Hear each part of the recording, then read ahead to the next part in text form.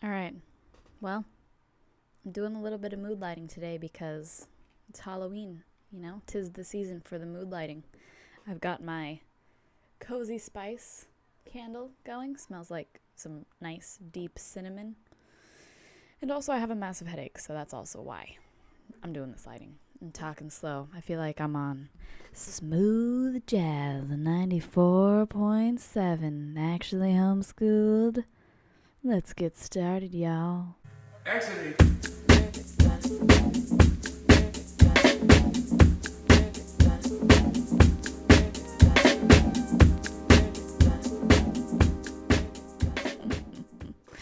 I hope y'all like the vibe of tonight. It's also sorry for the squeaky chair. I gotta get it some WD-40. I'm trying to figure out where's a good spot for this candle, but I think right there. So yeah, I'm going chill and slow with the mood lighting tonight. And yeah, sorry about last week. I'm debating whether or not I should delete that episode, but only time will tell if it is up or not. Also, you can't see because, not doing the lighting, but I'm wearing my spooky, sparkly ghost earrings. Thanks to my mom. She got me them a while ago, and they're adorable, and I love them. And I decided, like I said, 'tis the season. It's October. I have 4 pairs of Halloween earrings, and it's the only time of the year that I will wear them. So I'm busting them out, and I'm going to wear the heck out of them. I'm going to wear the heck out of those 4 earrings every day. So this week, I actually have something that I am baffled and disgusted by and just in awe of what we are coming to. So I was listening to this podcast, the Lifeline podcast with Chris D'Elia and his brother Matt. It's a really good podcast. It's really funny. They have people call in and ask them for advice.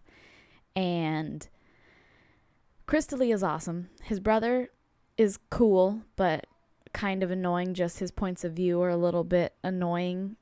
And this week they were talking about how they were talking about something. Oh, they were talking about Lizzo. They were talking about the singer Lizzo. Sorry if there's baby noise in the background. She's extremely talkative today. Like, extremely talkative. It's awesome. And she's been sticking her tongue out. So if you stick your tongue out at her, she'll stick her tongue out at you. It's the best. So rounding back, Lizzo. So Lizzo borrowed the president's flute, crystal encrusted flute or something like that, for her performance that she did sometime in the recent past. I don't watch stuff really, so I don't really care or pay attention to any of that because I don't think it's relevant or important for me to keep up on. So I just hear about it when I hear about it from random places, Instagram, podcast, whatever. So on the podcast, they're talking about that, and Chris D'Elia says something about Lizzo being overweight or something. And if somehow none of you know, or one of you doesn't know who Lizzo is, she is a fat positivity singer. Now she's got her own TV show. Funny person. Like, she's kind of funny, but like the whole, I don't know, whatever. I'll get into what I'm talking about. So Lizzo's a singer, famous singer. So she is bigger, and Chris D'Elia said something about her being overweight. And his brother chimes in and goes, "Oh, no, you're not supposed to say overweight. You're just supposed to say fat. Because to call somebody overweight is to assume that there is a weight that they are exceeding and are over. So therefore it is fat phobic. And you should just call them fat. Because fat is a more accepting word. Because fat positivity is a thing." So yeah, that tripped me out. I was like, are you kidding me? I had to replay it. And it's not, I'm ad-libbing what he said, but that was the gist of it, is that you shouldn't use the word overweight or obese Because to call somebody, I don't know what the obese one is, but to call somebody overweight is to assume that there is a weight they are exceeding and therefore are over. So that's excluding them and is fat phobic and is bad to say. So just call them fat because that's better. Man, you know when you hear something and then you like repeat it to somebody because you are in such disbelief that you like got to share your disbelief with somebody else. And so then you share your disbelief with that other person and then feel like a dum-dum for saying it because it just sounds so stupid. Does that ever happen to you? Because that happened to me. I told my sister, I told my mom, I told Alex. It just doesn't make any sense to me. Like, they want people to just agree that being huge is good and being huge is positive and there's nothing wrong with it and you shouldn't do anything to change yourself. Just learn to love yourself, which, yes, love yourself. Love your body. Be as happy as you can be. Do what makes you feel good. You only get one body in this lifetime, so enjoy the hell out of it. Love every part of it, But being so overweight that you can't do normal things or you can't go for a walk without getting extremely exhausted after a couple feet, it's just like that level of acceptance for fatness is just insane to me. And it's like you could be bettering your quality of life, bettering your chances of living longer, and just in general probably feel better and have less issues if you chose to eat better, exercise, drink water, which apparently they're trying to say drinking water is bad for you now. I don't know how, but they're trying to say drinking water is also bad and you shouldn't do it.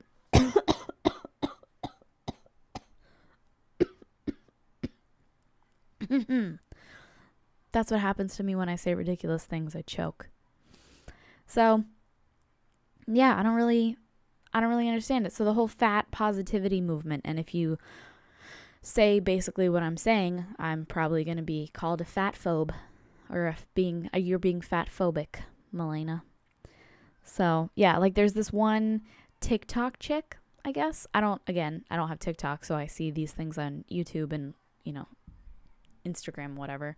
But I guess there's this TikTok chick that goes around to hotels, or she started doing this when she travels, and shows the fat phobic things in the hotel room, like chairs that don't support her weight, or like if the bed bows when she sits down on it, or the toilet, like if there's not enough room in the bathroom for her, or the size of the towels. And I guess the fat positive movement people are trying to get the national weight limit or whatever for hotel rooms. They're trying to get them to up the weight limit of things to like 450 pounds. I was watching this video that Matt Walsh did about it. That's how I figured it out. Because the chick that goes around to the hotel rooms and does her whole thing, and then I guess there's this whole thing about how they're trying to get the weight limit for hotel rooms and I'm sure conference rooms and airplanes and whatever to raise the weight limit of their seats and their bathrooms and their whatever to up to 450 pounds. And he pointed out that the tallest person in recorded history was 9 feet tall and weighed like 410 pounds or something. Let's see. Tallest man in history weight. 439 pounds. And he was 8 feet 11 inches tall. which if you're 8 feet, 11 inches tall, you have every right to weigh 439 pounds. You have every right to weigh that much because you are humongous. Okay? The heaviest football player ever. The heaviest football player ever weighed 410 pounds. And he was a football player. So, like, I don't know. It's just, if you're 9 feet tall, then that's acceptable. If you are a massive dude playing a sport where you're needing to be physical, because those, the guys that play football, even the big dudes, they're still very mobile and very able to do stuff and run around and work out, and they've got muscle packed on even if they're big. You know what I mean? Like, it's like there are certain things where weighing that much is acceptable. And personally, to me, just accepting that you weigh that much and being cool with it and thinking that that's good and happy and you're gonna live this long, happy, good life, I don't agree with that. And I think it's sad that that agenda is being pushed so hard, because also, that's what she said, because it just is lowering quality of life. It's lowering the amount of years you're gonna live. Like, come on. And how could you feel good? How could you feel good? How could you honestly say that you weigh that much and you're not 9 feet tall and you're not a football player? How could you say that you feel good? Like, I know there's diseases and I know there's issues and I know there's reasons why people are fat and overweight and whatever, but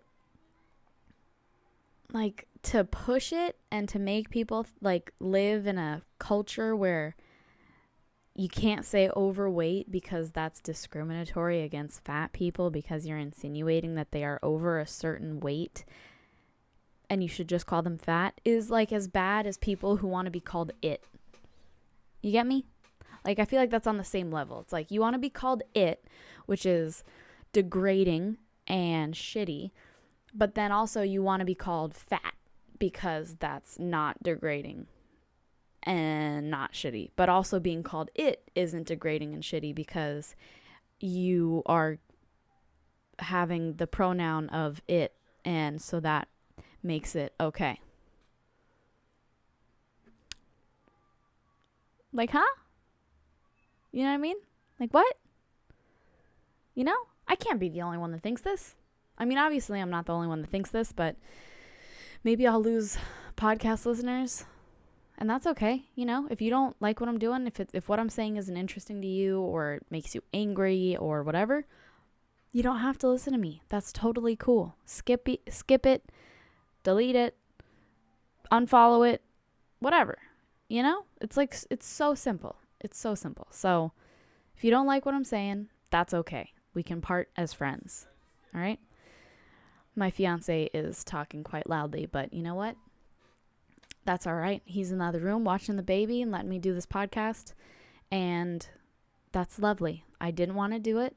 I was going to post on Instagram that I was just going to not do it because my head is hurting, but my head has kind of stopped hurting ever since I started doing the pod, ever since I started recording. So, yeah, glad I'm doing it.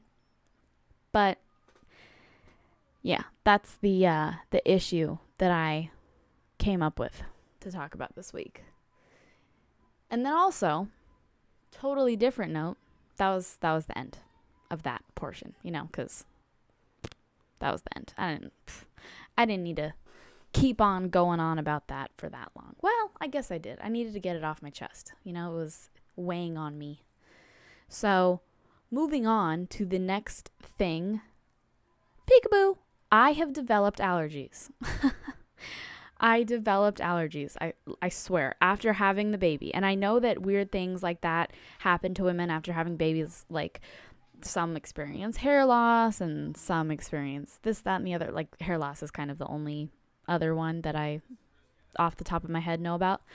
But I have developed allergies, like, no joke. We have 3 cats, and I'm pretty sure that I am having an allergic reaction to the cats because every time I'm home, my eyes, like my tear ducts, will get super, super dry and super, super itchy.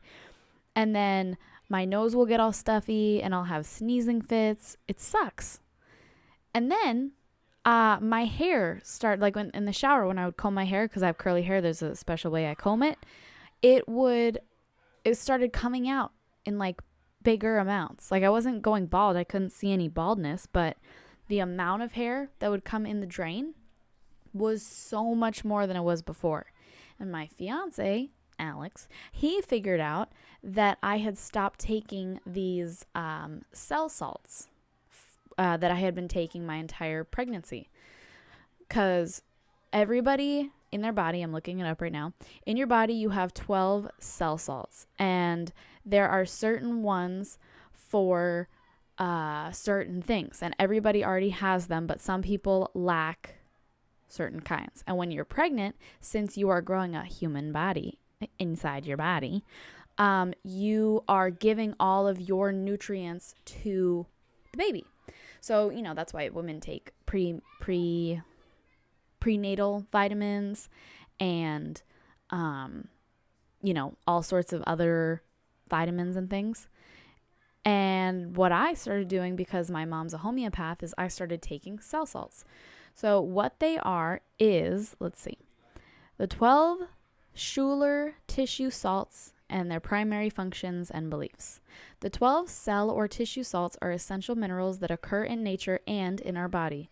Their beauty in nature is remarkable. In the body, they help perform an unlimited number of important functions and are responsible for the health and regeneration of our cells and tissues. Physical, emotional symptoms, facial signs, and even your time of birth and zodiac sign point to specific minerals that can provide you a wealth of health benefits for you. Several indicators or just one alone can highlight a mineral deficiency and lead to greater well-being and strength, and sometimes life-changing improvements. So the first one is Calcarea fluorica, which is calcium fluoride, and that one is good for primary organ tissue, connective tissue, outer skin, bone, tooth enamel, tendons, ligaments, veins, arteries, stuff like that. The second one is Calcarea phosphorica, which is calcium phosphate. That one's good for bones, muscles, dentin, and spine. The next is Calcarea sulfurica, which is calcium sulfate, and that one's good for blood, skin, and liver. The next one, number 4, is Ferrum phosphoricum, which is iron phosphate, which is good for red blood cells, blood vessels, and arteries. The fifth one is Kali muriaticum, which is potassium chloride, which is good for skin, mucous membranes, glands, saliva. Number 6 is Kali phosphoricum, which is potassium phosphate, which is good for nerves, muscle, brain, spleen. Number 7 is Kali sulfuricum, which is potassium sulfate. That one's good for digestive organs, skin, and mucous membranes. Number 8 is Magnesia phosphorica, which is magnesium phosphate, which is good for muscles, nerves, heart. Number 9 is Natrum muriaticum, which is sodium chloride, which is good for mucous membranes, cartilage, glands. A lot of it's for similar things, but things that everybody has that some people lack in. Number 10 is Natrum phosphoricum, which is sodium phosphate, good for muscles, joints, nerves, blood, thyroid.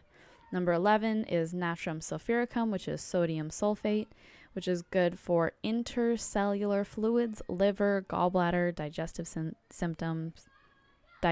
system, not symptoms.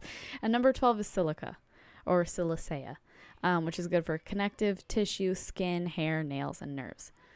So I will put a little timestamp so you can just skip through all that. But those are the 12 cell salts. And I find this stuff extremely, extremely interesting.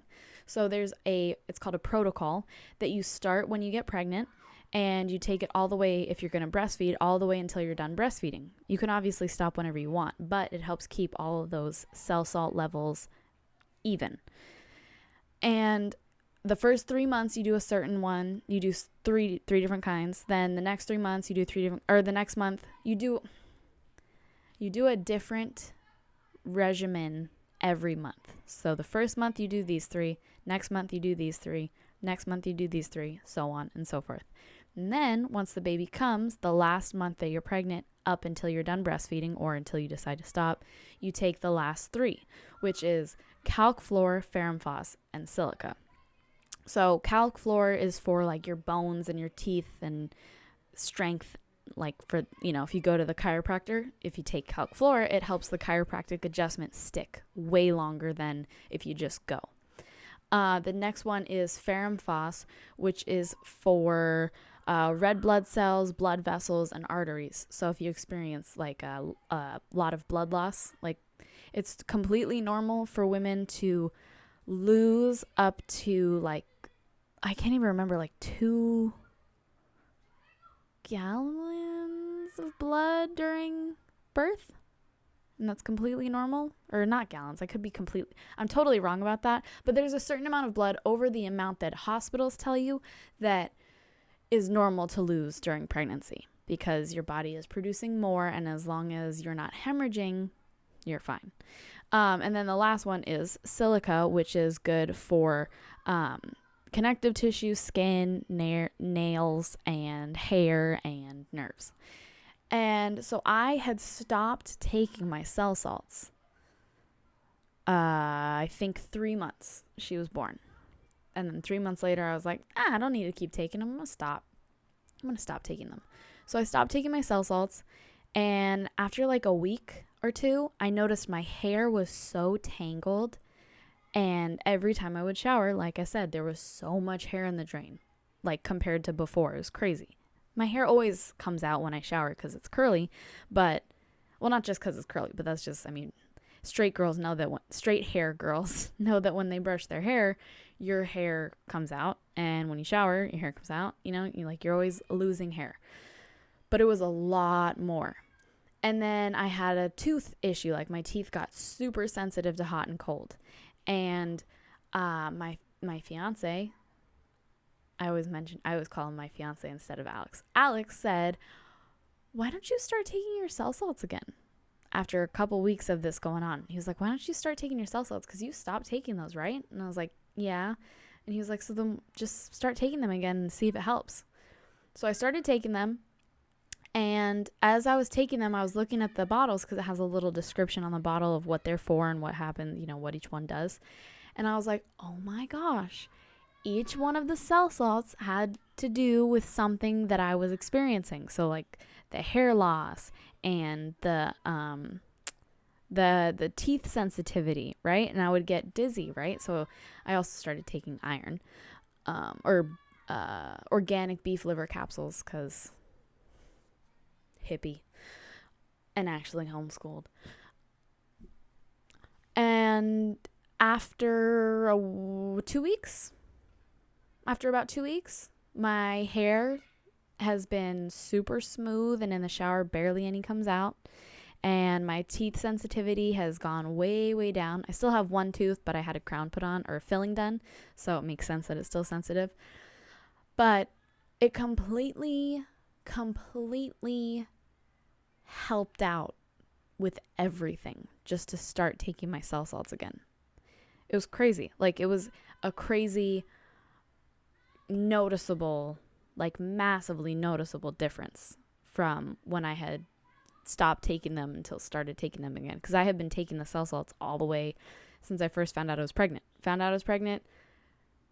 Found the cell salt remedy, started taking it.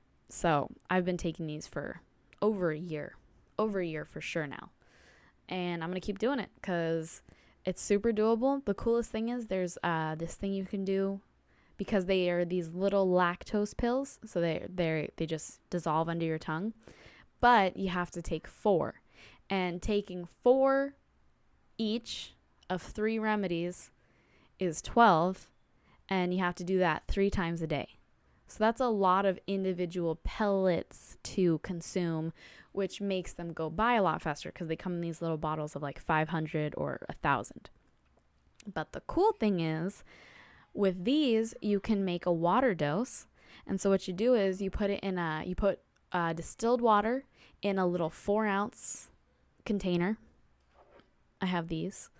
And you just put distilled water, and then you put 1 dose, which would be 4 pellets. So you have one for each remedy, and then you put 1 dose per 4 ounces of water, and every sip counts as a dose. So instead of taking 12 pills a day times 4, which is 36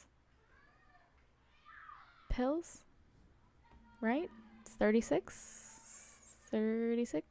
12 times 3. Oh, nope. Calculator, what the hell? 36, I was right. I only have to take 3 sips of each one in the morning, afternoon, evening, and then that's it. And it makes it so much easier, and it makes them last so much longer, and it's the coolest thing. And so if you're pregnant, or you know somebody who's pregnant and they're having issues with feeling off or whatever, once I started taking the cell salts, it made everything feel more normal and relaxed and good. So those worked great for me, and I'm still gonna keep on taking them because I got a little baby, and it's not hard. I just got sick of doing it every day, but I prefer that to losing hair and having sensitive teeth and brittle nails. That was another thing. My nails got super thin, like super thin. My nails are always kind of thin, but like they were like stupid thin. So I'm back. Needed to put the baby down to sleep. She's so freaking cute. Every day I wake up with her and I'm like, you're just the cutest, most precious baby in the whole wide world. I look down at her and she's all like smiling up at me. It's just so cute. Or sometimes when I wake up before her and I get to wake her up, waking that little baby up is the cutest thing ever. Oh my gosh. Having a baby was the best thing. The best thing I could have done. And now my fiance and I are getting married. We're getting married in like a month and a couple of weeks. And I'm very, very happy and fortunate and grateful to have found him. My head is starting to fucking throb, pardon my French. But in this instance, I will curse because damn. And then it goes away. It's like this like throbbing right here inside my skull. I hope none of my kids get headaches as bad as I do, because I'm like prone to headaches. I don't know why, but I know I'm prone to headaches because I get them. And when I get them, they lay me out. I definitely used to get more headaches before having a baby. And then during my entire pregnancy, I didn't have a headache ever, I don't think. Maybe once, but the whole time I was pregnant, nothing. And then the first headache I got after I had her, oh man, it brought me back to the world of me getting headaches, and that totally bummed me out because not getting headaches for that long was so lovely. And yeah, I think I'm just overly tired because she's been extremely needy during the night and wants to constantly be on the boob, which means that I have to lay a certain way, and you know, it just makes for the not best of sleeps. But she's adorable and I love her, so it's worth it. So, yeah. Also, man, when you get unwanted, unsolicited, unasked for parenting advice, it makes you want to punch a bitch. It makes you want to just, and I don't know why you don't just say, I didn't ask for your opinion at all. So, unwanted advice. Here's mine. And just be petty right back. For instance, because we sleep with our baby, Alex was at work and there was this lady that had her baby there, and he works at, he does construction. And so I guess this woman was walking by and stopped to ask a question or whatever. And she had a 9-month-old, and Alex was like, oh, I got a 5-month-old at home. And she was like, oh, how are you guys sleeping? Is your baby sleeping? And Alex was like, yeah, it's really cool. She sleeps in bed with us. You know, we do the whole co-sleeping thing, and she sleeps really well. And the lady was like, oh, you guys messed up.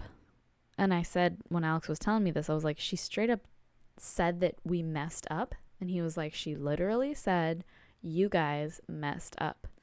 And I was like, huh, okay, continue with the story then. So what else did she say next? And she said, you guys messed up. She's never going to be independent. She needs to learn independence, and now she's going to be coddled and not ever able to be on her own or go to sleep on her own, which is total bullshit. And also, she's 5 frickin' months old. She doesn't need to be able to go to sleep on her own. She doesn't need to be independent. She's 5 months old. Are you frickin' kidding me? The lady said, yeah, my 9-month-old, he sleeps in his crib in his room and he all by himself. And when he cries, he has to just learn his independence. And I asked Alex, I was like, what did you say? And he was like, I was just like, oh, yeah. Because in the moment, like, unless you're a confrontational person and you just are able to turn around and go, you know what? I didn't ask for your freaking opinion. So that was a lot of unwanted advice and I don't need it. If you're not used to doing that, what are you going to do? Like, that's probably what I would have done is like, oh, okay, got it. Yeah. And I had told my mom that whole story and I was like, yeah, and this lady came up and said unwanted. And my mom turns around and does a 360 and goes, you know what Alex should have said to her? You know what he should have said? He should have said, well, I feel bad for your children, your neglected children. Maybe you should think about not having any more because they're so neglected because your 9-month-old has to figure it all out on their own. And, to each his own parenting style. But I personally am like, I don't think any child under the age of like 10 should have to be independent and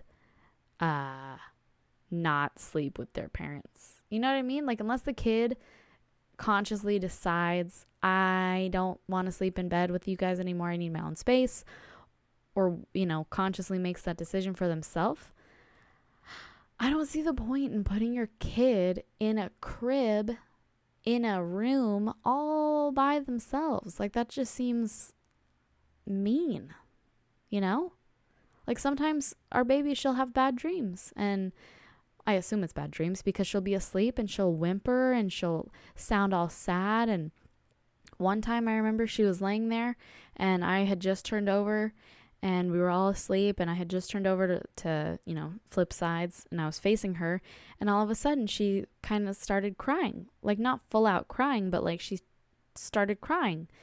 And I don't know why. She was passed out. She just started crying. So I assume, obviously, it was a bad dream, And that made me sad to think about, if your baby's in a room all by itself, even if you got a baby monitor on, if your kid's having a bad dream and is tossing and turning and you can't hear that,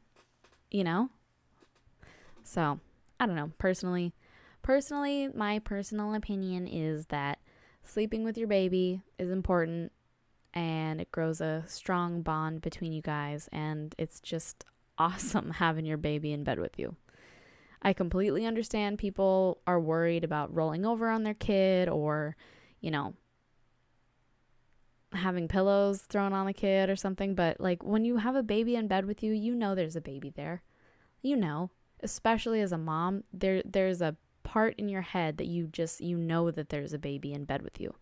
As long as you're not drunk and on drugs, one or the other or both, that there's a baby in bed with you. And it's just awesome. It is just awesome. It is more than just awesome, but, So, yeah. I am going to go to bed now, though, because my head is killing me. I'm going to take my hair out of this bun because I'm sure that is not helping. And, yeah. I will definitely be more prepared going forward. I make a vow to you all. Last week was absolute bull snizzle and will not happen again. So, crazy hair Milena. Over and out. Actually homeschooled. Thanks for sticking around. And I will see you all on the flip side. All right. Have a good evening. Have a good evening. And for any of you Parks and Recreation fans out there, this was Thorn for Your Thoughts with your host, Derry Marbles. And we are signing out on this beautiful October evening. All right. Have a good night, y'all. See you next week. Bye. Bye.